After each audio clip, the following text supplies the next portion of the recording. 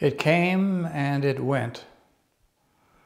The sound and shouting signifying what? For 2 months the protesters were encamped. And then what?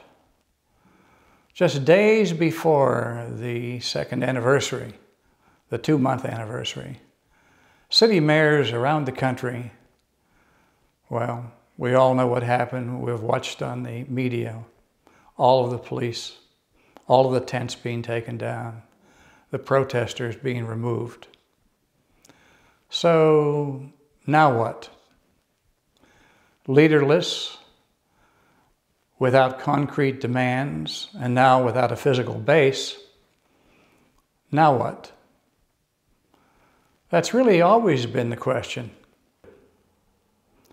One of the things that was done that was very successful was the people transferring their money from the big banks to the small savings and loan. Over 150,000 people did that, and it's still happening today. That had to catch the attention of the money makers. When money talks, ideology walks, and everything else. Yes, that caught their attention, but they basically blew it off. The Goldman Sachs CEO is famous for saying that he was doing God's work in terms of investment banking that has brought us to this state. Amazing, huh? So what to do?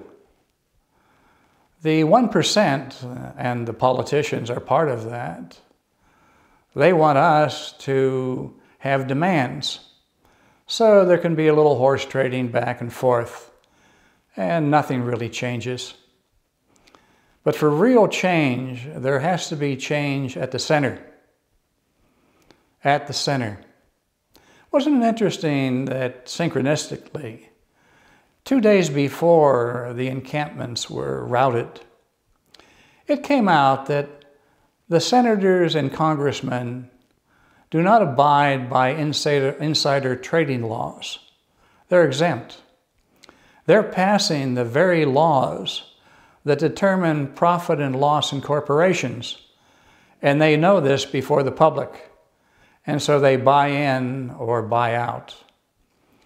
That's certainly one thing that could change. They could start there, and that might build some confidence with all of us. In the meantime, let's keep observing, and perhaps we should take the question of change to ourselves. How do we change? What does it mean to change? What do we want to change? Usually we want to change something in ourselves so we can get something we want. And if we're serious enough and persistent, and with a mode of good fortune, we usually get what we want. Are we fulfilled? Yes, for a time, but it doesn't really fulfill. It doesn't really complete us, does it? There's always something else. Why is that? Well, let's look at change from the experiencing of consciousness. There are 4 states of consciousness.